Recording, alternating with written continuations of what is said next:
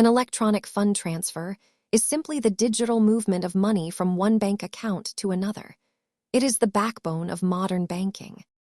You likely use these every single day without realizing it.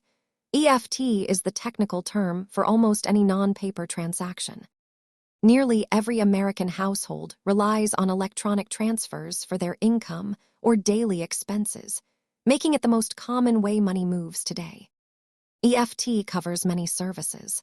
Whether you are getting paid by your employer or paying a utility bill, you are using the EFT network.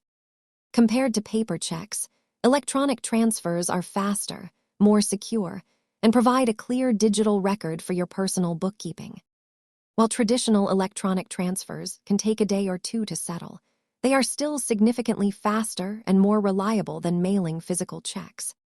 Because these transfers happen fast, staying on top of your transaction history is the best way to keep your money safe. Understanding how your money moves is the first step toward financial confidence. Thanks for watching, and remember to check your bank statements.